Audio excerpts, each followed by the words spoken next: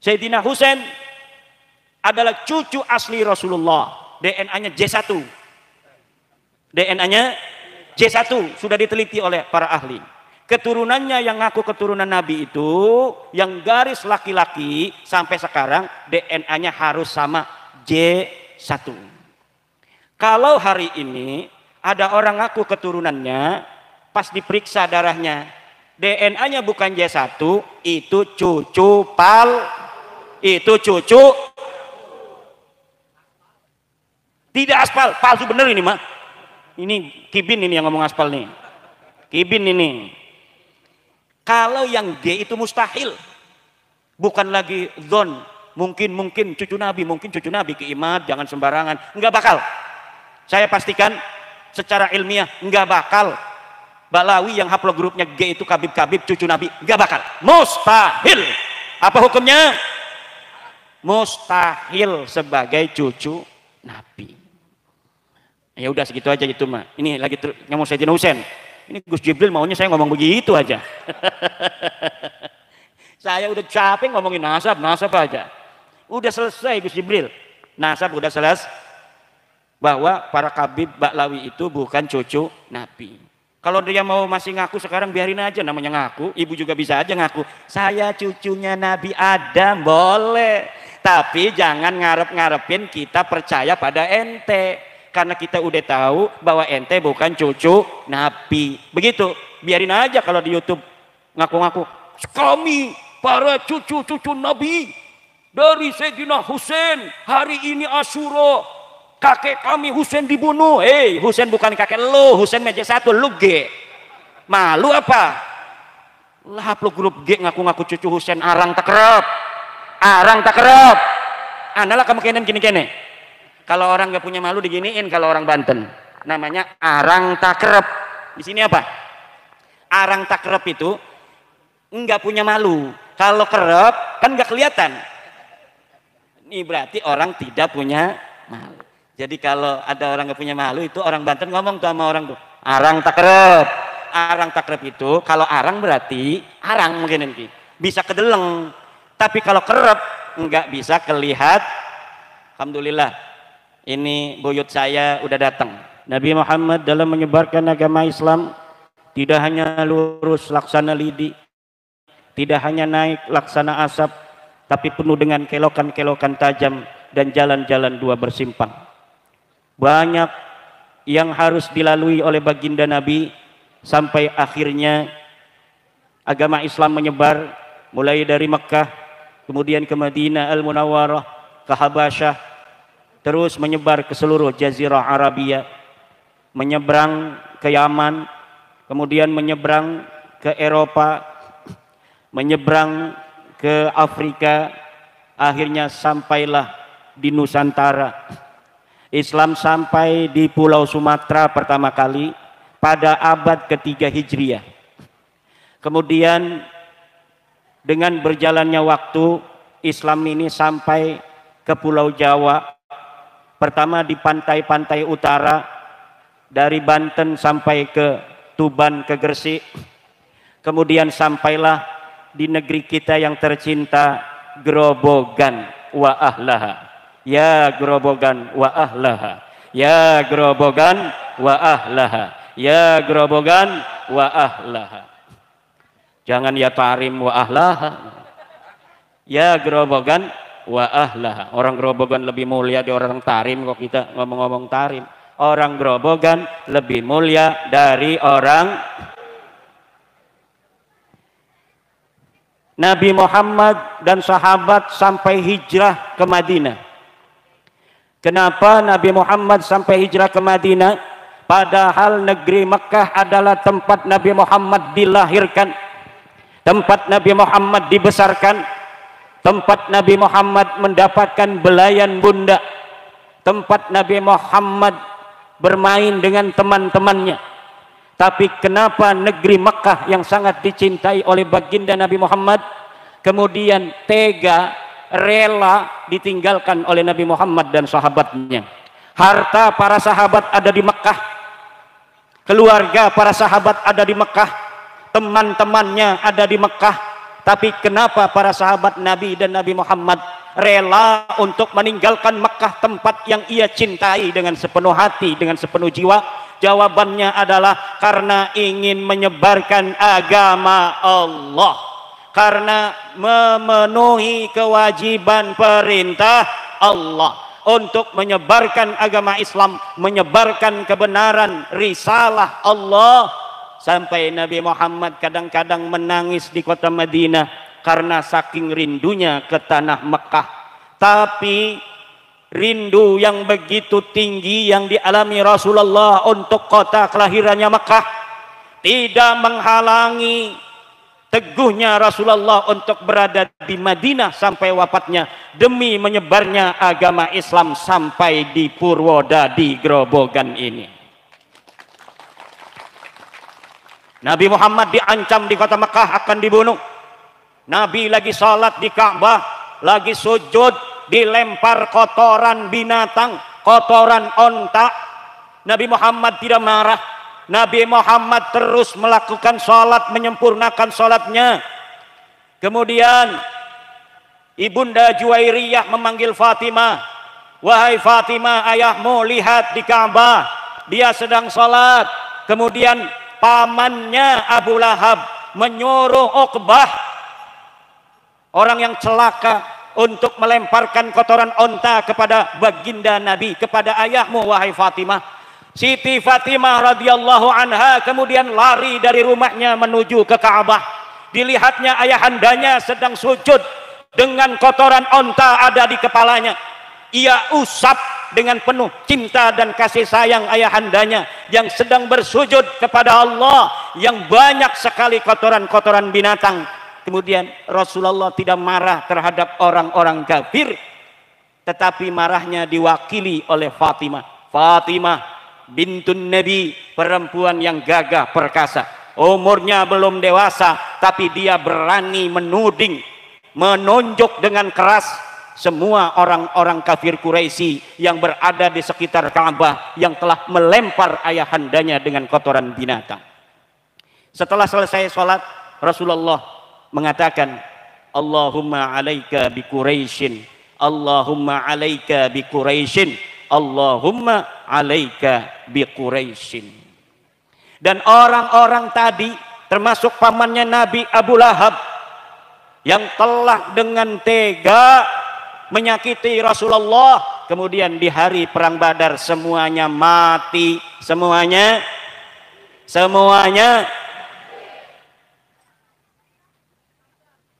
Kemudian Nabi Muhammad juga didatangi oleh pamannya Abu Talib. Kata pamannya, wahai keponakanku, sekarang aku tidak kuat lagi untuk menjagamu. Orang-orang kafir Quraisy telah datang kepadaku. Kalau aku tidak menyerahkan dirimu, maka mereka sendiri yang akan membunuhmu. Apa jawaban Rasulullah ketika pamannya Abu Talib mengatakan demikian? Ya ammi, law wada'u asy-syamsa fi yamini wal qamara fi shimali ala an atruka hadzal amra ma taraktuhu. Wahai pamanku, kalau mereka meletakkan matahari di tangan kananku, meletakkan bulan di tangan kiriku, agar aku meninggalkan dakwah menuju jalan Allah kepada orang-orang kafir itu, ma taraktu, maka aku tidak akan meninggalkan dakwah di jalan Allah ini. Ini juga yang terjadi dengan perjuangan Wali Songo Indonesia. Semakin ancaman datang, semakin tekanan menjelang, PWILS bukan tambah gentar, tapi tambah berani dan maju ke depan, pantang mundur ke belakang.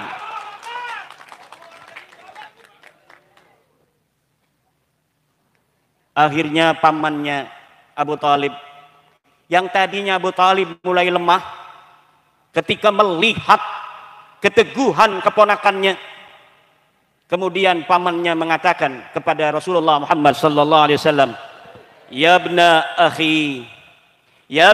akhi, ma sallamtuki abadan, aku tidak akan menyerahkan kamu abadan, selamanya.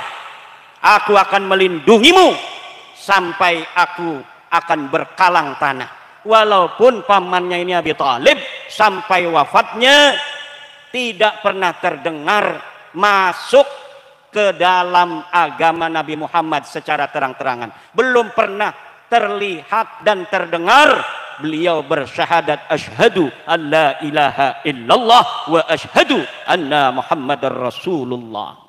Jadi yang membela kebenaran, kadang-kadang ada yang menunjukkan keberanian seperti Umar ibn al-Khattab, seperti Hamzah bin Abdul Muttalib. Ada yang walaupun dia sangat penyayang, tapi dia berani seperti Abu Bakar As-Siddiq.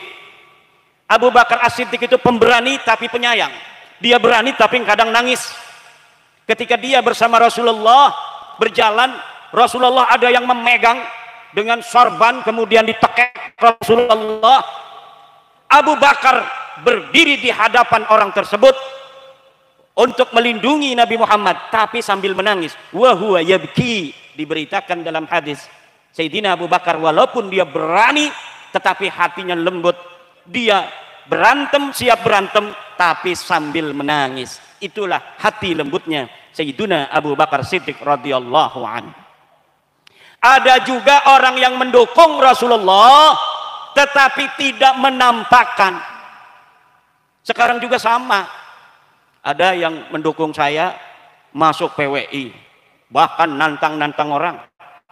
Ada juga yang mendukung saya tetapi dia tidak pernah masuk PWI, tidak pernah baiat, tidak pernah ikutan di Kelatsar PWI, belum jadi senapati, belum jadi laskar tingkat ranting, tingkat kecamatan, tingkat kabupaten, tapi dia melindungi dan mendukung perjuangan Wali Songo Endo. Dan ini jumlahnya sangat banyak sekali. Jumlahnya sangat banyak sekali. Sampai ibu-ibu aja melongo-melongo. Melongo bekai keduhung ora uli salak. Rebutan salak ya ora uli.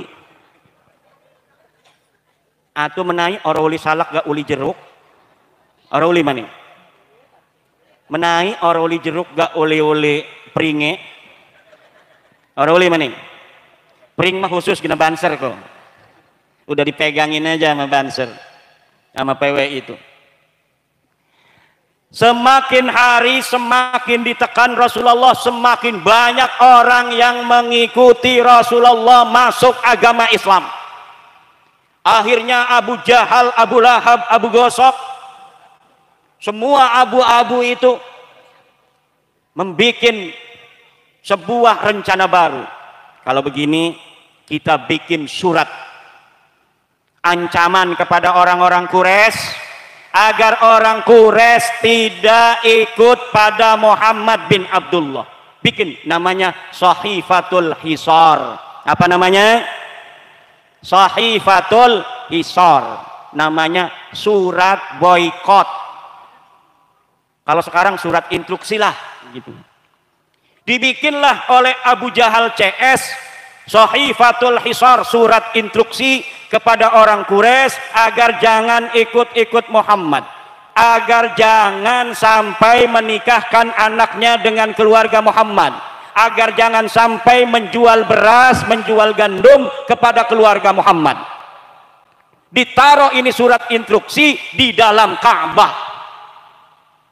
Marah gegeden-gegeden Quraisy, walaupun dia belum beriman kepada Nabi Muhammad, ketika melihat ada Sahifatul Hisar, surat instruksi untuk memboikot Nabi Muhammad, datanglah namanya Zum'ah bin Al-Aswad.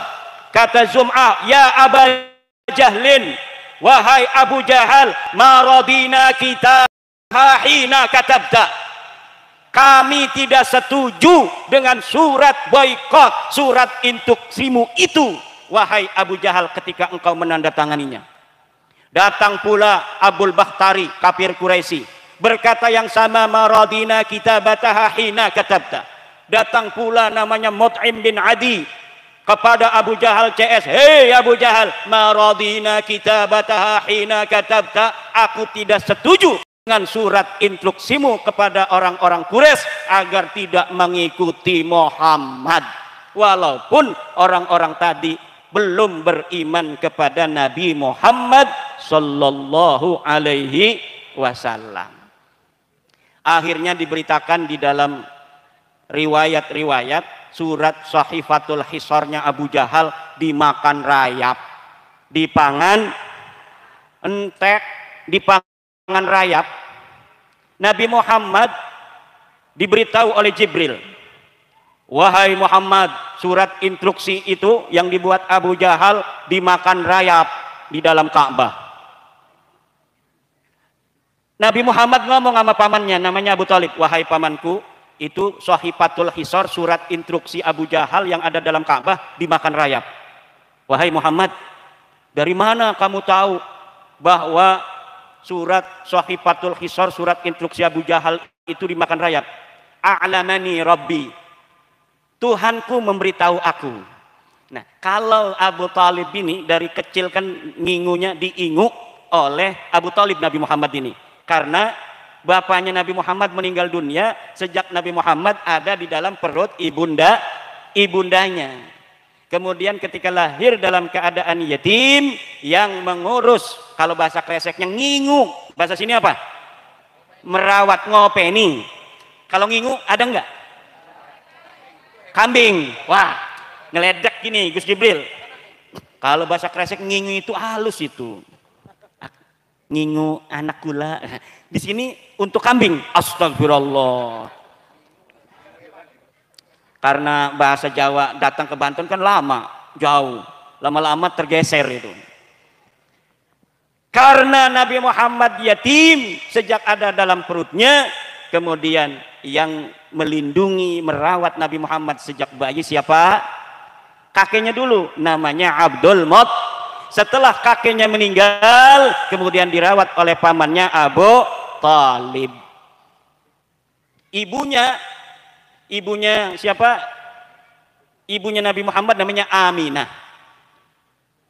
Istrinya Abu Thalib namanya Fatimah. Siapa? Neneknya Nabi Muhammad namanya Fatimah juga. Jadi Nabi Muhammad punya nenek namanya Fatimah, punya anak namanya Fatimah, punya bibi namanya Fatimah, istrinya Abu Thalib. Satu-satunya orang yang ketika wafat Nabi Muhammad sangat sedih sampai masuk ke dalam kuburan hanyalah Fatimah bintu Asad, istrinya Abu Thalib. Istrinya Abu Thalib sama dengan Abu Thalib. Islamnya tidak menampakkan diri, keislamannya tidak ditampakkan oleh Fatimah bintu Asad. Tetapi ketika meninggal, Nabi Muhammad begitu sedih. Ketika liang lahat sudah dibuat, Nabi Muhammad masuk dulu ke dalam kuburan ibu angkatnya ini yang mengasuhnya sejak kecil. Nabi Muhammad tiduran dulu. Wahai kuburan, ini akan sebentar lagi akan masuk ummi ba'da ummi. Apa namanya? Ummi ba'da, ibuku setelah ibuku. Karena ibunya Nabi Muhammad namanya Aminah sudah wafat, kemudian yang mengingu, ngopeni adalah Siti Fatimah bintu As. Ketika beliau meninggal, Fatimah bintu Asad yang ngopeni sejak kecil ini, padahal bukan ibunya sendiri. Nabi Muhammad masuk ke liang kubur, kemudian berpesan kepada kuburan untuk menyayangi ibundanya ini. Ada enggak kiai sini ibunya meninggal, dia masuk kuburan dulu, tiduran dulu di calon makam ibunya itu sebelum ibunya dimasukkan? Ada enggak? Belum. Ada. Kalau ibunya meninggal atau bukan ibu sendiri, tapi orang yang mengurusnya, merawatnya, menyayanginya sejak kecil, masuk ke dalam liang lahat itu, kemudian berdoa di sana, sayangi ibundaku, sayangi ibundaku, sayangi ibundaku, berdoa di situ, baca Quran kalau bisa sebelum datang itu yang namanya jenazah, maka kemudian keluar, jangan ikut-ikuti kubur, keluar, setelah itu berdoa lagi, talqin. Itulah yang diajarkan oleh baginda Nabi Muhammad Padahal bukan ibu sendiri. Bayangkan kalau ibu sendiri masih hidup ketika Nabi Muhammad sudah dewasa kemudian ibunya wafat, lebih kasih sayang Nabi Muhammad pasti kepada ibundanya ketika meninggal dunia. Cuma waktu ibunya Nabi Muhammad meninggal, Nabi Muhammadnya masih kecil, dibawa ke Madinah oleh ibundanya. Kemudian ibundanya sakit. Sebelum sakit, ibundanya mengatakan kepada Nabi Muhammad bahwa engkau akan menjadi kekasih Allah, utusan Allah, akan mendapat amanah dari Allah Subhanahu wa taala. Kemudian Siti Aminah mengatakan, setiap yang bernyawa pasti mati dan ini adalah waktuku. Kemudian meninggal dunia. Nabi Muhammadnya masih kecil. Akhirnya Nabi Muhammad sallallahu alaihi wasallam hidup tanpa ayah dan tanpa ibu, namanya yatim piatu. Nah, ini santunan yatim piatu juga ya. Nah, santunan yatim itu apa? Bapaknya sudah meninggal. Al yatimu fil insani man mata abuhu wa fil hayawani man mata ummuhu wa fit tuyuri man mata ahadu abawaihi. Yang namanya yatim kalau kepada orang yang mati bapaknya, kalau hewan yang mati ibunya. Kenapa hewan itu yang mati ibunya? Karena bapaknya kadang-kadang banyak juga dia, kadang-kadang bapaknya nggak tanggung jawab. Jadi yang mati ibunya itulah kalau hewan yang menjadi atau anaknya disebut hewan yatim. Walid tuyuri, dan khusus bagi burung yang disebut yatim, man mata ahadu abawaihi, atau yang mati salah satunya. Jadi baik bapaknya maupun ibunya mati salah satunya, itu bisa disebut yatim. Kenapa kalau burung begitu? Karena burung suaminya bertanggung jawab. Karena burung itu suaminya bertanggung. Kalau istrinya mati, suaminya akan ngurus sampai bisa terbang. Kalau nggak percaya lihat itu burung. Jangan sembarangan. Masa iya kita laki-laki, anak Adam kalah sama anak burung? Kalau ada laki-laki orang Grobogan nggak ngurusin anaknya, kalah sama burung. Kucing aja itu kucing, anak 5 disusuin semua. Itu kucing di rumah saya, kalau dia lagi nyosoni anak aleman, aleman. Ngerti orang aleman? Manja. Dia tahu kalau saya nggak bakal marah kalau dia lagi nyusuin mau ngapain aja. Saya lagi ngarang kitab, ngetik. Kalau dulu ngarang kitab saya pakai pulpen. Walaupun sudah ada laptop komputer, dulu saya nggak mau belajar. Jadi saya nulis saja pakai pulpen, nanti santri yang ngetik. Nah sekarang saya mulai belajar sendiri, pakai laptop ngarang kitabnya. Ketika ngarang pakai laptop, si kucing ini, kalau misalnya istri saya ngasih kue, ngasih apa, ini nginjek-injek laptop saya ini. Bahwa saya mau makan, itu anaknya 5 tuh, dibawa anaknya di bawah saya. Itu sering anaknya kelihatan apa ngancleng-ngancleng itu. Tahu ngancleng? Lompat-lompat itu, guyuran nyusu. Guyuran, ngerti nggak? Keroyokan nyusu kepada ibunya itu. Nah itu kita, kalau di rumah kita ada kucing bu, kucing itu nggak bakal betah kalau yang punya rumahnya jahat. Understand? Kalau ada kucing di rumah, tanda yang punya rumah itu hatinya lembut. Kalau kucing itu dia punya sensor. Kucing itu punya sensor, insting. Dia tahu orang baik, mana orang yang suka mukul, mana orang yang hatinya judes. Kalau mulutnya judes dia nggak apa-apa. Dia dimarahin tuh cuma wow, itu doang dia manja. Tapi kalau sudah hatinya judes, bengis gitu, kalau salah-salah dipentung pakai tongkat, itu besok aja nggak ada kucing di rumah kita itu. Dia juga akan ngasih tahu pada teman-temannya, pasukan kucing-kucing itu jangan masuk rumah itu, orang jahat, ahli neraka itu katanya. Cuma kita kadang-kadang kesel juga bu ya. Kadang-kadang kucing banyak amat dikerjain, ini kayak balawi nih kucing ini. Kalau kita nggak kasih, malah dia bawa temen, bawa temennya kalau dikasih. Waduh, kata saya ini kebanyakan. Kadang-kadang berantem itu kucing-kucing. Malam-malam kita lagi enak tidur, dia berantem. Pakai jurus Shaolin, banting-bantingan, luar biasa. rombongan dawir. Nah, orang yang ngurus anak yatim atau santunan begini nih, ini santunannya apa? Suronan dan santunan yatim piatu. Santunan itu beda dengan kafalatul yatim. Bu, ada kafalatul yatim, ada it'amul yatim. Nah, santunan begini disebut it'amul yatim. Bersedekah untuk yatim sewaktu-waktu. Kalau kafalatul yatim, ada yatim tetangga, kita anggap anak sendiri, ditaruh di rumah kita, dianggap anak sendiri, kita kasih makan, kita kasih pakaian, kita sekolahin, itu namanya kafalatul yatim. Kalau ini namanya it'amul yatim, pahalanya tapi tidak berpangkat seperti kafalatul yatim. Kalau kafalatul yatim kata Rasulullah, ana wa kafilul yatimi hakadha wa farraqa baina usbu'aihi. Ana wa kafilul yatimi hakadha wa farraqa baina usbu'aihi. Aku dan orang yang ngurus anak yatim di dalam surga fil jannah itu hakadha. Seperti ini, dekat sekali. Jadi Nabi itu nanti di surganya satu kapling, satu komplek dengan orang-orang yang ngurus anak yatim. Bu, ada yang janda ngurus anak yatim, anak suaminya, itu namanya kafilul yatim juga. Yang ngurus anak suaminya dia kafilul yatim. Hati-hati itu, amanah itu. Kalau bapaknya punya harta, dibagi dulu hartanya.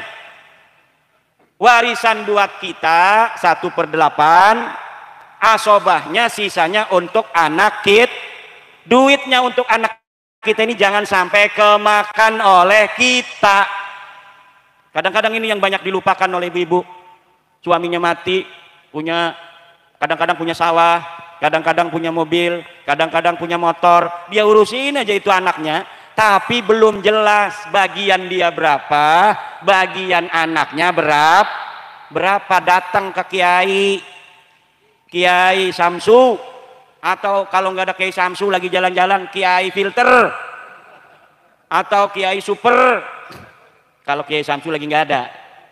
Suami saya ninggal, ini anaknya 2, punya peninggalan suami saya dari harta dia khusus sebuah motor. Dari kerja bersama ini punya celengan 30 juta. Saya dagang bakpia, suami saya kerja nyangkul. Kalau ada uangnya suka dicelengin. Ini hasil berdua, namanya pekaya gonogini. Oh, kata Kiai Samsu, ini dibagi 2, yang gonogini ini yang harta dia sebelum kawin dengan kamu. Ini nggak bisa dibagi karena ini harta dia, udah masukin ke harta warisan. Nanti yang bagi 2 itu separohnya dimasukkan ke harta tirkah. Apa namanya? Tirkah. Nanti dari harta tirkah ini setelah ibu dapat separoh itu buat ibu khusus. Dapat lagi dari harta tirkah ini 1/8. Berapa? 1/8. Kalau suami ibu itu punya ibu, kasih ibunya 1/6. Kalau punya bapak, kasih bapaknya. Nanti sisanya buat anak. Banyak itu sisanya buat anak itu. Alhamdulillah. Walaupun anak kita masih bayi, tapi kita harus punya catatan. Harta anak saya ini, anak yatim nih, misalnya 20 juta. Harta sayanya yang hasil dari bagi gonogini itu misalnya 30 juta. Lalu bagaimana ngurus anaknya itu? Pakai harta anak itu nggak apa-apa untuk dia khusus, tapi jangan sampai kemakan oleh kita. Understand?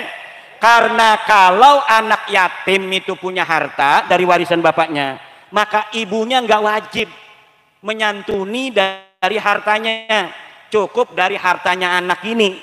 Harus dicatetin dong. Berapa ngasih uang terus dicatetin.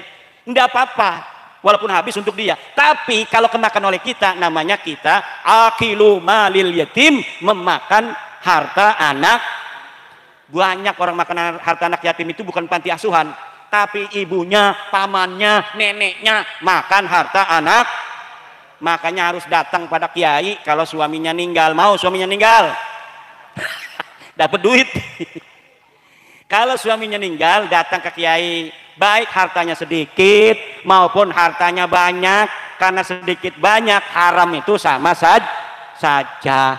Mau dia punya motor doang, datang ke kiai, Kiai Salim, suami saya meninggal, ini anaknya 2, berapa bagiannya? Motor apa? Motor Vario, tahun 2021, udah 4 tahun, paling harganya itu 15 juta. Apalagi hartanya, enggak ada, dia itu ke rumah saya bawa kolor doang. Ya udah, berarti itu hartanya cuma motor itu doang. 15 juta dibagi, tetap harus dibagi waris. Harus tetap dibagi waris, walaupun hartanya cuma Vario 1. Itu kiai saya dulu meninggal, piring-piring peninggalan semuanya ditilkah, dibagi waris sesuai dengan ilmu faraid. Karena itulah ada keadilan yang datang dari Allah Subhanahu wa Ta'ala. Semuanya sudah jelas di dalam Al-Quran. Ibu bapak hadirin ma'asyiral muslimin rahimakumullah. Nah, hari Asyura tadi ya. Hari Asyura itu ibu, kalau dulu di kampung saya bikin bubur. Buburnya namanya bubur suro. Warnanya merah putih. Bubur sumsum. Warnanya apa? Merah putih. Kenapa? Karena dulu di tanggal 10 Muharram, hari Asyura, cucu asli Rasulullah dibunuh oleh orang-orang namanya Sayyiduna Husain radhiyallahu. Kan Nabi Muhammad punya anak siapa? Fatimah. Fatimah punya anak 2 laki-laki, namanya siapa? Hasan dan Husain. Sebenarnya 3, namanya Muhsin satunya. Muhsinnya meninggal waktu kecil. Jadi Hasan, Husain. Ini Hasan dibunuh oleh orang jahat juga, tapi diracun. Kalau Husain dibunuhnya ini ditipu. 80 orang melawan 4.000 orang. Jadi di tengah jalan ada 4.000 pasukan Yazid bin Muawiyah. Siapa namanya? Yazid bin Muawiyah. Masih sepupu dengan Rasulullah, sepupu jauh. Berarti Yazid dengan Sayyidina Husain ini masih sepupu juga. Sepupu jauh, sepupu 7 atau 6 itu. Tapi tega kemudian pasukannya membunuh Sayyidina Husain. Sayyidina Husain adalah cucu asli Rasulullah. DNA-nya J1. DNA-nya J1 sudah diteliti oleh para ahli. Keturunannya yang ngaku keturunan Nabi itu, yang garis laki-laki sampai sekarang DNA-nya harus sama J1. Kalau hari ini ada orang ngaku keturunannya, pas diperiksa darahnya, DNA-nya bukan J1, itu cucu tidak aspal, palsu bener ini mah. Ini Kibin ini yang ngomong aspal nih. Kibin ini. Kalau yang G itu mustahil, bukan lagi zon, mungkin cucu Nabi Kiimat, jangan sembarangan, enggak bakal. Saya pastikan secara ilmiah enggak bakal Balawi yang haplogrupnya G itu Kabib cucu Nabi, enggak bakal, mustahil. Apa hukumnya? Mustahil sebagai cucu Nabi. Ya udah segitu aja itu mah. Ini lagi ngomong Sayyidina Husain. Ini Gus Jibril maunya saya ngomong begitu aja. Saya udah capek ngomongin nasab aja. Udah selesai Gus Jibril. Nasab udah selesai. Bahwa para kabib Baklawi itu bukan cucu Nabi. Kalau dia mau masih ngaku sekarang biarin aja, namanya ngaku. Ibu juga bisa aja ngaku. Saya cucunya Nabi Adam, boleh. Tapi jangan ngarep-ngarepin kita percaya pada ente. Karena kita udah tahu bahwa ente bukan cucu Nabi. Begitu, biarin aja kalau di YouTube ngaku-ngaku. Kami para cucu-cucu Nabi dari Sayyidina Husain, hari ini Asyura, kakek kami Husain dibunuh. Husain bukan kakek lu, Husain meja 1, lu G. Malu apa? Lah lu grup G ngaku-ngaku cucu Husain, arang takrab. Analah kamu kenen gini-gini. Kalau orang nggak punya malu diginiin kalau orang Banten. Namanya arang takrep. Di sini apa? Arang takrep itu nggak punya malu. Kalau kerep kan nggak kelihatan. Ini berarti orang tidak punya malu. Jadi kalau ada orang nggak punya malu itu orang Banten ngomong tuh sama orang tuh, arang takrep. Arang takrep itu kalau arang berarti arang mungkin nanti bisa kedeleng. Tapi kalau kerep nggak bisa kelihat. Alhamdulillah ini buyut saya udah datang, Ki Bendo. Dulu saya malu itu, kakek saya Ki Usman punya bapak namanya Bendo. Masih kecil nggak tahu artinya Bendo. Ternyata ada kiai namanya Bendo. Alhamdulillah. Sampai ada cucu yang lain mengganti nama Syekh Bendo itu. Saya lihat dia bikin tulisan karena dia seorang peneliti. Akhirnya Syekh Bendo ini diganti namanya Syekh Murtado. Ah, kata saya ini balawi nih orang nih. Ganti-ganti sejarah. Dari mana dia itu tahu? Orang nenek-nenek kita ngomongnya Usman bin Bendo. Usman bin Bendo kalau nggak itu. Lah di dalam tulisan dia karena penulis dia. Pas saya baca Usman bin Syekh Murtado bukan Syekh Bendo. Wah ini balawi nih orang nih gayanya. Jangan dirubah-rubah. Itu namanya sejarah. Kalau namanya Salim, ya Salim. Jangan Salman Khan. Namanya siapa? Daud. Jangan diganti David. Ibrahim, Bram. Namanya Aswad diganti Black. Gak usah. Supaya apa? Supaya nanti dalam pencatatan tidak bingung. Nah ini juga pelajaran buat para pencatat-pencatat sejarah. Kalau di Indonesia ini ada tradisi mengganti nama. Yeah. Kalau sakit diganti namanya. Saya dulu nama kecilnya Kusnadi. Kan Kusnadi saya. Katanya saya nggak tahu masih orok gitu. Diganti sakit diganti Imaduddin. Alhamdulillah gagak perkosa. Hah? Salah ya, perkasa bukan perkosa. Katanya. Nah nanti kalau orang dulu disunat ganti lagi namanya. Mau kawin dihitung naktunya kurang bagus diganti lagi namanya. Kadang dikurangi, kadang ditambah, kadang diganti. Kalau pergi haji diganti lagi namanya.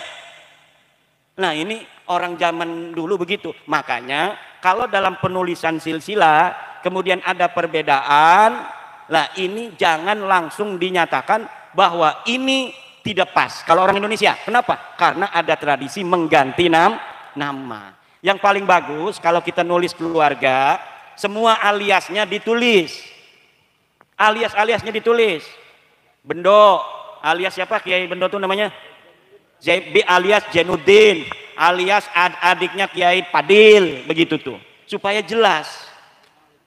Alias yang istrinya 2 misalnya, berapa istrinya dia? 1. Innalillahi. Bohong ini balawi ini. Ditulis tuh begitu. Nah ibu-ibu yang rajin nulis tanggal lahir anak ya. Hari kelahiran anak ditulis. Kalau ada ijazah dirawat ijazahnya. Nanti takut disangkain ijazah palsu. Sekarang zamannya zaman yang palsu-palsu banyak. Yang benar disangka palsu, yang palsu disangka bener. Jangan sembarangan dengan klaim orang. Oh saya cucu Nabi. Buktikan dulu mana tes DNA-nya, mana kitab-kitabnya. Gak usah pakai kitab, husnudon aja. Siapa orang yang mengikuti Al-Quran, kata Taufik Segaf, tidak mengikuti habaib, sesat. Kiai mengikuti Quran, tidak mengikuti Habib, sesat. Dulu, sekarang Taufik Segaf gak berani. Diam aja.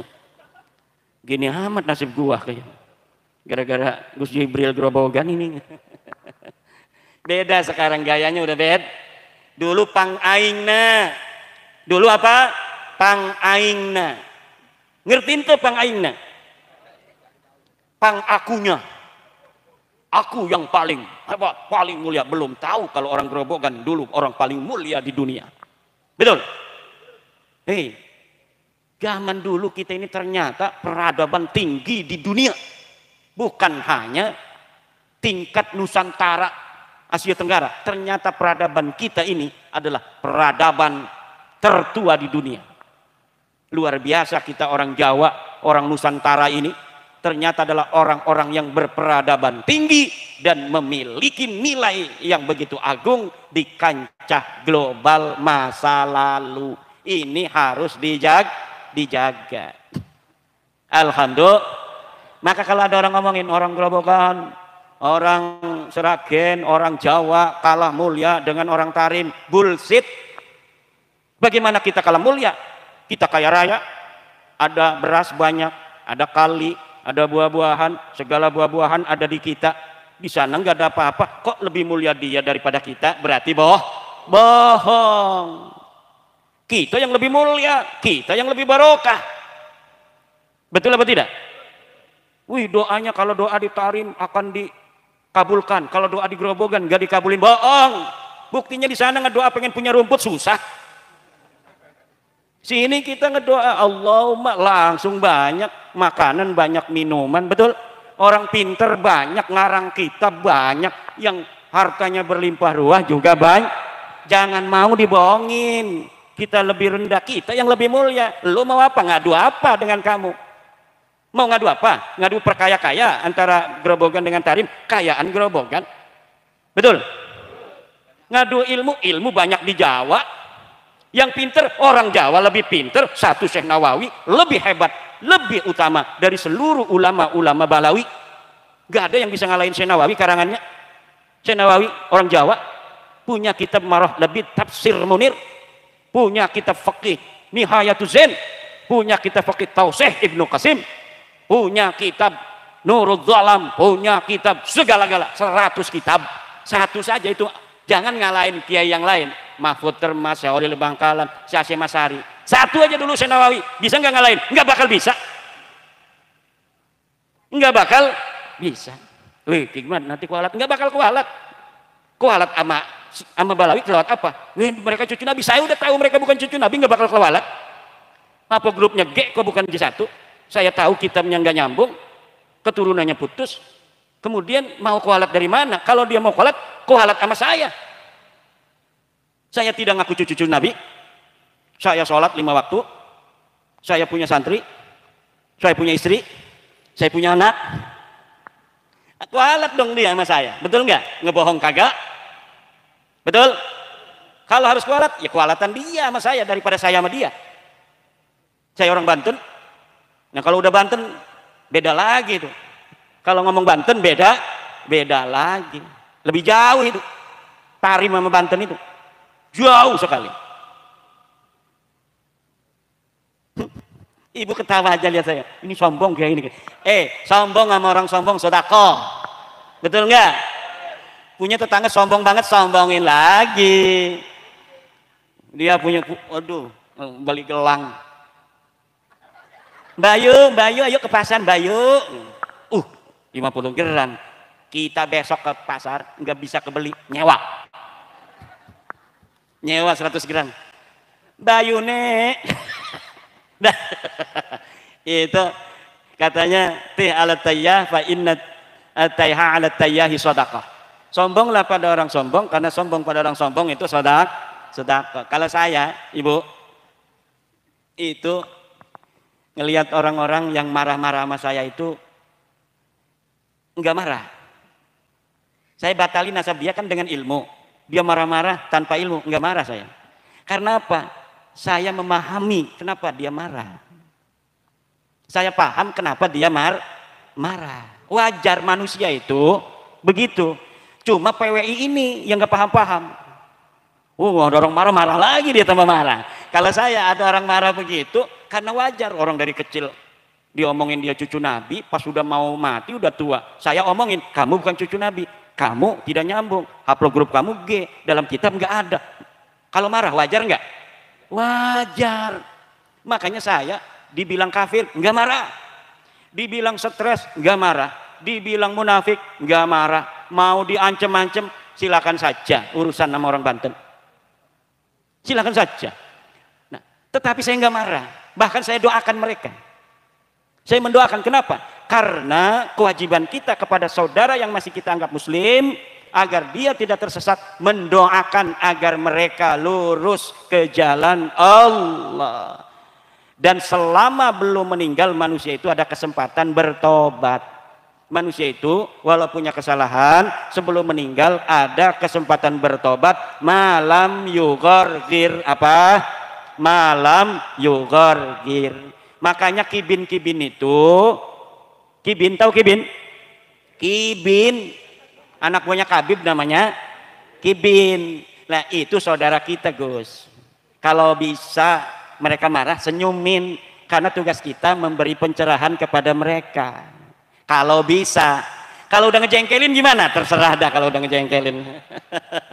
Tapi kalau masih bisa senyum, senyumin. Doain agar mereka sama-sama tercerahkan. Ibu bapak hadirin ma'asyiral muslimin rahimakumullah, mari dengan semangat Muharram ini di pondok pesantren Kiai Syamsud Duha ini dan Badrud Duja. Ini namanya harusnya Syamsud Duha Badrud Duja. Ini mudah-mudahan kita mendapat semangat Muharram, rela berjuang seperti orang-orang Mekah rela berjuang meninggalkan kota tercintanya. Kemudian sabar. Apa? Sabar. Yang terakhir adalah ikhlas. Insya Allah kalau ikhlas barokah. Ini ikhlas ke sini, nggak dikasih amplop sama Kiai Samsu, tapi kita datang karena kalau orang ikhlas, Allah yang akan mendatangkan keberkahan. Tahu-tahu yang malam ini masih punya tunggakan motor, besok jatuh tempo belum ada duit, pas pulang ada rizki, amin ya robbal.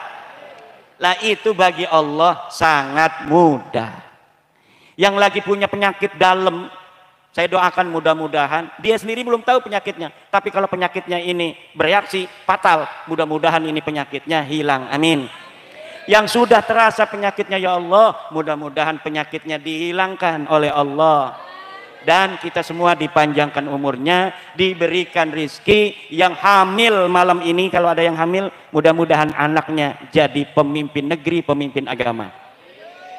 Dan semoga kita dan seluruh bangsa Indonesia menjadi bangsa yang cerdas, bangsa yang tidak mau direndahkan bangsa lain, bangsa yang tidak mudah ditipu, bangsa yang akan menjadi pemimpin di negeri sendiri, Indonesia. Kita doakan juga pemimpin-pemimpin kita, itu lagi pada cengker aja di atas tuh, pemajulan ngapain pemajulan? Kita udah nyolok, betul? Hormati dong apa namanya ini, suara orang yang telah menyoblos. Kalau nanti mau tarung aja nanti 2029. Nanti kalau pemajulan pendukungnya yang dimajulin marah, nanti terjadi adu domba. Nanti kalau sudah adu domba, tidak tentram, tidak damai, pada cengker sedulur. Maka kita berdoa agar pemimpin-pemimpin kita di atas, baik yang jadi presiden, wakil presiden, pensiunan jenderal, diberikan kesadaran oleh Allah, hanya memikirkan bagaimana supaya bangsa Indonesia ini menjadi makmur dan sejahtera. Jangan memikirkan kepentingan pribadinya saja dan golongannya, tapi bagaimana mengangkat harkat derajat kita, rakyat Indonesia. Wallahu wal muwaffiqu ila aqwamit thoriqin. Wassalamualaikum warahmatullahi wabarakatuh.